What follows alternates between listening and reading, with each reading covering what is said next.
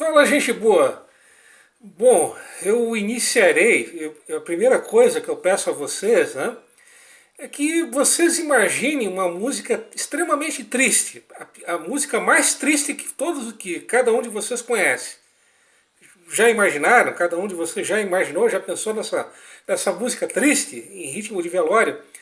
Pois bem, essa música que vocês estão pensando nesse exato instante, ela será a música de fundo para informação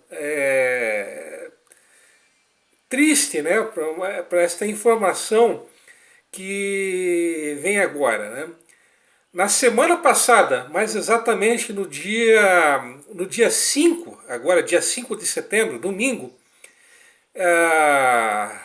prepare os lenços, quem tem lenços aí próximos, né? Então prepare o lenço, pegue o lenço, aliás. O nosso querido e glorioso e simpático e amado Fluminense Futebol Clube do Itaú foi rebaixado no último dia 5 de setembro para a terceira divisão do Campeonato Catarinense, com 2 rodadas de antecedência. Bom, depois dessa informação que com certeza deve ter entristecido e arrasado muitas pessoas, né? Depois desse momento groselha, agora vem a parte séria. Bom, agora falando sério, obviamente. Ainda sobre o Fluminense, né? Quem mora na zona sul da cidade, na zona sul de Joinville, com certeza conhece, mais do que conhece, a rua Monsenhor Gersino, que é uma das principais vias da zona sul da cidade. Bom, num trecho da Monsenhor Gersino, não muito longe, relativamente próximo, do Cesita e da linha de trem, mais próximo entre aspas, né? Um pouco antes da linha do trem do Cesita, existe uma igreja bem antiga, bem tradicional, bem conhecida dos moradores da Zona Sul, que é a igreja São Judas Tadeu. Bom, do lado da São Judas Tadeu existe a rua Voluntários da Pátria. E também do lado dessa igreja, da São Judas Tadeu, existe uma creche, a creche municipal Zé Carioca. Uma coisa que com certeza vai espantar vocês tanto quanto a própria notícia do rebaixamento do Fluminense para a Terceirona, é que o Fluminense ele foi fundado justamente onde hoje é essa creche, a creche Zé Carioca. A reunião de fundação do Fluminense ela aconteceu no dia 20 de outubro de 1948.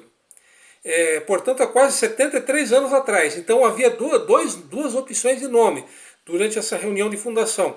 Ou o clube se chamaria Fluminense, ou o clube se chamaria Vasco da Gama.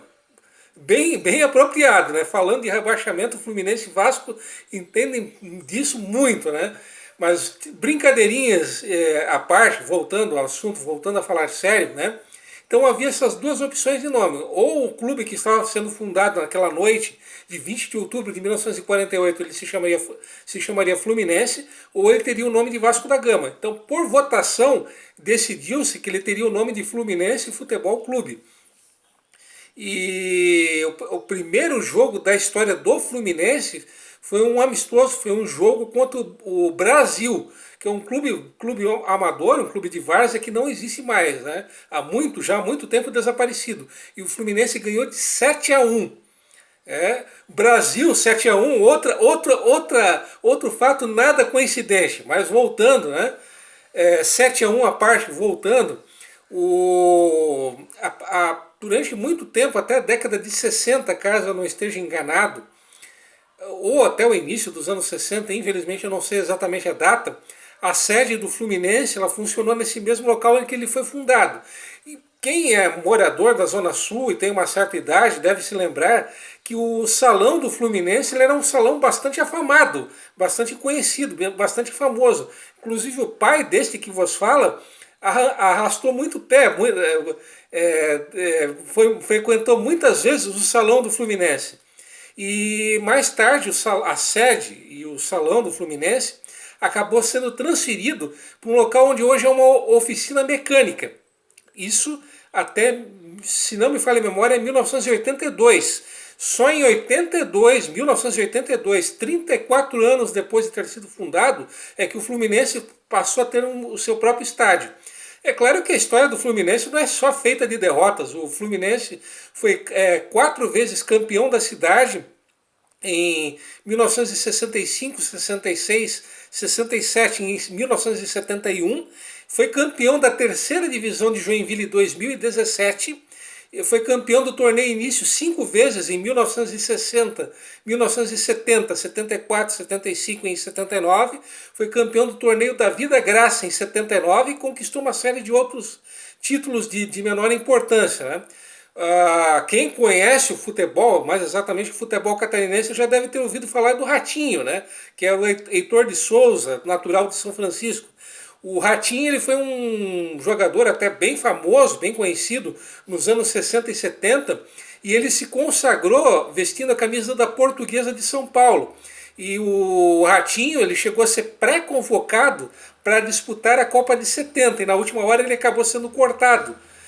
Ele foi um dos 40 pré-convocados e na última hora ele acabou sendo cortado.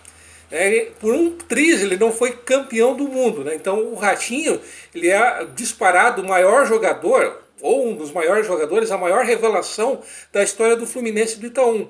É claro que não, o Ratinho não foi o único grande jogador da história do Fluminense. Teve o Milton Fun, o Lolo, o Coruca, que foi zagueiro, que jogou muito tempo no Caxias. E uma série de outros jogadores agora que me foge a memória, né?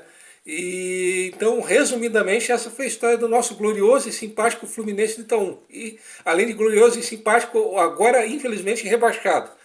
Um abraço e até o próximo vídeo. Aliás, vocês devem estar se perguntando, voluntários da pátria? A resposta no próximo vídeo.